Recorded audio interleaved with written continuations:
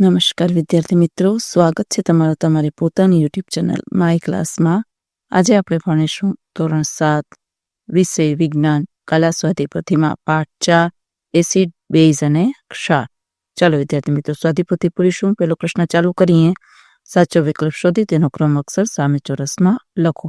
પહેલું છે નીચેના વિધાનોને ધ્યાનથી વાંચો. એમાં કયું ઓપ્શન સાચું છે તો લખીશું. એમાં આવશે બી ઓપ્શન, પહેલું અને ચોથું એમાં સાચું છે.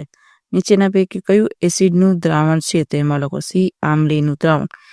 ત્રીજું, નીચેના પૈકી કયું બેઝિક દ્રાવણ છે તો એમાં લખો એ સાબુનું દ્રાવણ. ચોથું, નીચેના પૈકી કયું તટસ્થ દ્રાવણ છે તો એમાં લખો ડી ખાંડનું દ્રાવણ. પાંચમું, નીચેના પૈકી કયો પદાર્થ ક્ષાર છે તો એમાં લખો સી મીઠું. છઠ્ઠું, નીચેના પૈકી કયો એસિડિક પદાર્થ નથી તો એમાં લખો ડી ખાવાનો સોડા. સાતમું, નીચેના પૈકી કયો બેઝિક પદાર્થ નથી તો એમાં લખો ડી વિનેગર. આઠમું, ગ્લુકોઝ કયા પ્રકારનો પદાર્થ છે તેમાં લખો ડી તટસ્થ. નવમું, તટસ્થીકરણની પ્રક્રિયામાં વપરાતા ફિનોલ્ફથેલિનના દ્રાવણનું શું કાર્ય છે તો લખો ડી સૂચક તરીકે. 10મું, ખાવાના સોડાનું રાસાયણિક નામ કયું છે તો લખો બી સોડિયમ હાઇડ્રોજન કાર્બોનેટ. 11મું, નીચેના પૈકી પ્રતિ એસિડ એટલે કે એન્ટાસિડ પદાર્થ કયો છે તેમાં લખો સી મિલ્ક ઓફ મેગ્નેશિયા. 12મું, જાસૂદના ફૂલનું સૂચક બેઝ સાથે કયો રંગ આપે છે તેમાં લખો ડી લીલો. પછી બીજો પ્રશ્ન છે, ખાલી જગ્યા લખો. દહીંમાં લેક્ટિક એસિડ રહેલો છે. બીજી ખાલી જગ્યામાં લખો ગુલાબી. ત્રીજીમાં લખો તટસ્થીકરણ. ચોથીમાં લખો ક્ષાર અને પાણી. પાંચમીમાં લખો ઝિંક કાર્બોનેટ. છઠ્ઠીમાં લખો કળી ચૂનો અને સાતમીમાં લખો મેજેન્ટા. પ્રશ્ન નંબર 9 છે, માત્ર ઉત્તર આપો. કાસ્ટિક સોડા એ એસિડ, બેઝ અને ક્ષાર પૈકી કયા પ્રકારનો પદાર્થ છે તેમાં લખો બેઝ. વિનેગારમાં કયો એસિડ રહેલો છે તેમાં લખો એસિટિક એસિડ. લીંબુના રસમાં કયો એસિડ રહેલો છે તો કે સાઇટ્રિક એસિડ. આમલીમાં કયો એસિડ રહેલો છે તો કે ટાર્ટ્રિક એસિડ. સોડિયમ હાઇડ્રોક્સાઇડના દ્રાવણમાં ફિનોલ્ફથેલિનના 2-3 ટીપા નાખતા દ્રાવણ કેવા રંગનું બને તો કે જાંબલી. છઠ્ઠું, હળદરપત્ર બેઝના દ્રાવણ સાથે કેવો રંગ આપે તો કે લાલ. કીડી કરી દે ત્યારે જાંબલીમાં કયું રસાયણ દાખલ થાય તો કે ફોર્મિક એસિડ. જઠરમાં કયો એસિડ રહેલો છે તો કે મંદ હાઇડ્રોક્લોરિક એસિડ. ચાલો હવે ખરા ખોટા વિધાનો લખો. એમાં પેલું ખોટું, બીજું ખોટું, ત્રીજું, ચોથું, પાંચમું અને છઠ્ઠું સાચા.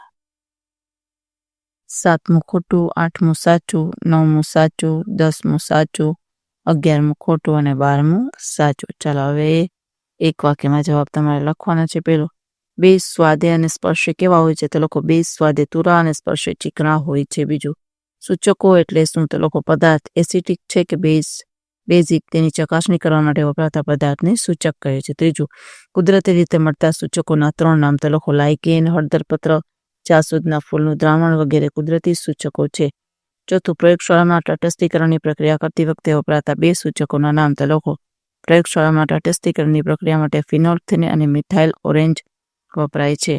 પાંચમું, લિટમસ શામાંથી મળે છે તો લખો લિટમસ લાઇકેન નામની વનસ્પતિના નિષ્કર્ણમાંથી મળે છે. છઠ્ઠું, ધોવાના સોડાને લિટમસ પત્ર પરની અસર જણાવો.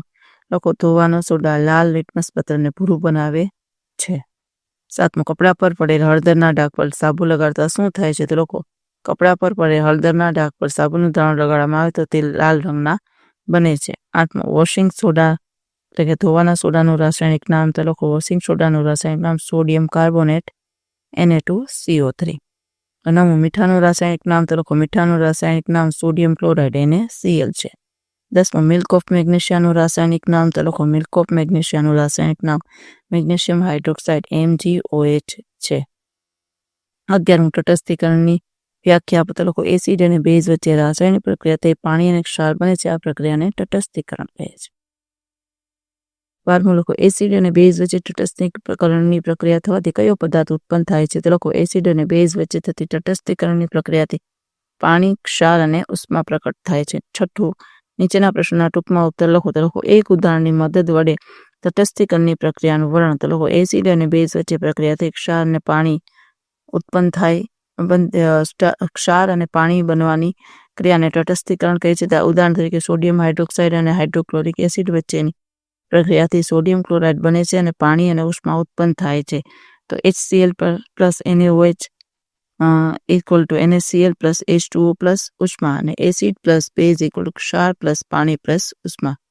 બીજું, જ્યારે આપણને એસિડિટી થાય છે ત્યારે શા માટે એન્ટાસિડની ગોળી લઈએ છીએ? તો લોકો જઠરમાં હાઇડ્રોક્લોરિક એસિડનું પ્રમાણ વધી જાય તો એસિડિટીનું પ્રમાણ વધી જાય છે. એન્ટાસિડની ગોળી લેવાથી તેમાં રહેલ મેગ્નેશિયમ હાઇડ્રોક્સાઇડ બેઝ હોવાથી તટસ્થીકરણની પ્રક્રિયા થાય છે અને એસિડિટીમાં રાહત થાય છે.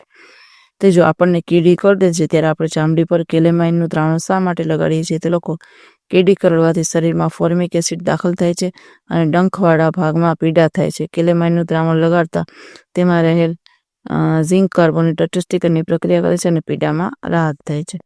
ચોથું, કારખાનાઓમાંથી નીકળતા કચરાને પાણીમાં વેવડાવતા પહેલા તટસ્થ શા માટે કરવામાં આવે છે? તે લોકો કારખાનામાંથી નીકળતો કચરો એસિડિક હોય છે. જો તેને સીધો પાણીમાં વેવડાવવામાં આવે તો તે પાણીમાં રહેલ પ્રાણીઓને નુકસાન કરે છે. આથી તેને બેઝિક પદાર્થ વડે તટસ્થ કરવામાં આવે છે. પાંચમું, ભૂરા લિટમસ પત્રને દ્રાવણમાં ડુબાડતા તે ભૂરા રંગનું જ રહે છે. આ દ્રાવણની પ્રકૃતિ કઈ સમજાવો? લખો, ભૂરા લિટમસ પત્રને દ્રાવણમાં ડુબાડતા તે ભૂરા રંગનું જ રહે છે. તે દ્રાવણની પ્રકૃતિ બેઝિક અથવા તટસ્થ હોય છે. કોઈ પણ દ્રાવણ બેઝિક હોય તો ભૂરા લિટમસ પત્ર પર અસર કરતું નથી. એટલે દ્રાવણ બેઝિક છે કે અને લિટમસ પત્ર પર કોઈ અસર કરતું નથી. ચાલો હવે છઠ્ઠું, એસિડના બે ગુણધર્મો જાણો. તેના 3 ઉદાહરણ લખો. તે સ્વાદે ખાટા હોય છે. તે ભૂરા લિટમસ પત્રને લાલ બનાવે છે. તે બેઝ સાથેની તટસ્થીકરણની પ્રક્રિયાથી પાણી અને ક્ષાર ઉત્પન્ન કરે છે. ઉદાહરણ તરીકે લીંબુનો રસ, હાઇડ્રોક્લોરિક એસિડ, સલ્ફ્યુરિક એસિડ વગેરે. સાતમું, બેઝના બે ગુણધર્મો જાણો. તેના 3 ઉદાહરણ આપો. તો લખો, બેઝ સ્વાદે તુરા અને સ્પર્શે ચીકણા હોય છે. તે લાલ લિટમસ પત્રને ભૂરું બનાવે છે. તે એસિડ સાથેની તટસ્થીકરણની પ્રક્રિયાથી પાણી અને ક્ષાર ઉત્પન્ન કરે છે. ઉદાહરણ તરીકે સોડિયમ હાઇડ્રોક્સાઇડ, પોટેશિયમ હાઇડ્રોક્સાઇડ અને મેગ્નેશિયમ હાઇડ્રોક્સાઇડ વગેરે.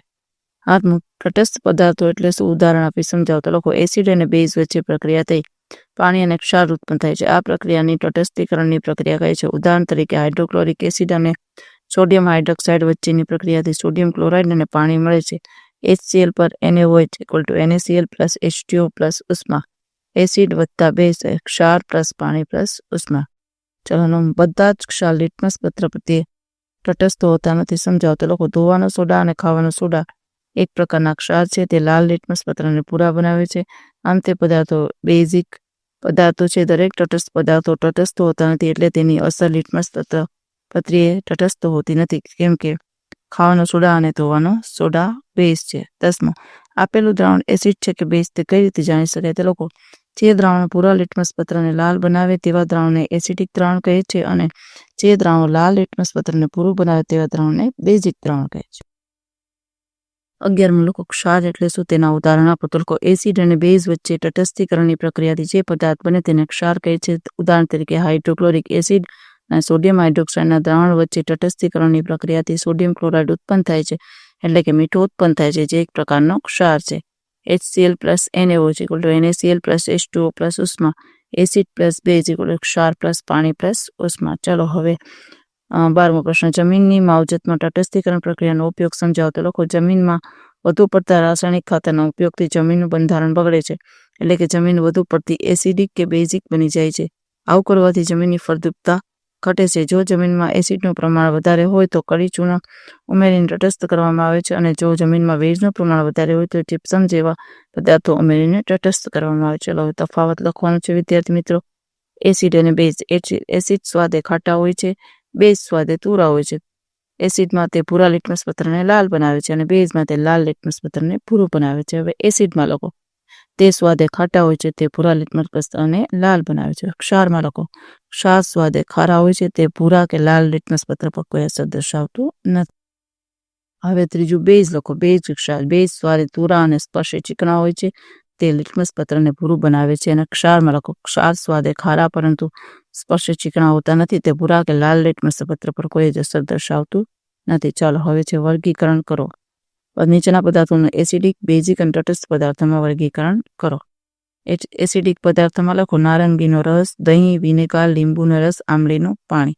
બેઝિક પદાર્થોમાં લખો, સાબુ, બેકિંગ સોડા, ધોવાના સોડા, ભીંજવેલો ચૂનો, મિલ્ક ઓફ મેગ્નેશિયા, એમોનિયા. તટસ્થ પદાર્થોમાં લખો, મીઠું, ખાંડ, સુરોખાર, ગ્લુકોઝ, નિસ્યંદિત પાણી. ચાલો વિદ્યાર્થી મિત્રો, હવે પ્રયોગ છે. મુદ્દાસર ઉત્તર છે. 4 માર્ક્સનું પૂછાય. એ તો શું છે? એસિડ અને બેઝ વચ્ચે થતી તટસ્થીકરણની પ્રક્રિયાનો અભ્યાસ કરો. પેલું લખો, સાધનો, કસનળીઓ, કસનળીનું સ્ટેન્ડ અને ડ્રોપર. પદાર્થોમાં લખો, મંદ હાઇડ્રોક્લોરિક એસિડ, મંદ સોડિયમ હાઇડ્રોક્સાઇડ ફિનોલ્ફથેલિન. ચાલો હવે પદ્ધતિ લખીશું. 1 કસનળી લો, તેમાં ચોથા ભાગ જેટલું મંદ હાઇડ્રોક્લોરિક એસિડ ઉમેરો. ડ્રોપરની મદદથી 2-3 ટીપા ફિનોલ્ફથેલિન ઉમેરો. કસનળીનું હલાવો, રંગમાં ફેરફાર થશે નહીં. હવે મંદ સોડિયમ હાઇડ્રોક્સાઇડનું દ્રાવણ ઉમેરતા જાઓ અને કસનળીને હલાવતા જાઓ. જ્યારે કસનળીનું દ્રાવણ આછા ગુલાબી રંગનું થાય ત્યારે સોડિયમ હાઇડ્રોક્સાઇડ ઉમેરવાનું બંધ કરો. આ દ્રાવણનો ભૂરા અને લાલ લેટમસ પત્ર પર કસોટી કરો અને નોંધો. હવે અવલોકનમાં લખો. આ દ્રાવણ ભૂરા અને લાલ લેટમસ પત્ર પર કોઈ અસર કરતું નથી. અને નિર્ણયમાં લખો. એસિડ અને બેઝ વચ્ચે પ્રક્રિયા થવાથી નવો પદાર્થ ઉત્પન્ન થાય છે જે તટસ્થ પદાર્થ છે. ચાલો વિદ્યાર્થી મિત્રો, આજના વિડીયો લેક્ચરમાં આટલું. જો તમને વિડીયો ગમ્યો તો લાઇક કરશો, તમારા મિત્રો સાથે શેર કરશો અને મારી ચેનલને સબસ્ક્રાઇબ પણ કરશો. આવજો.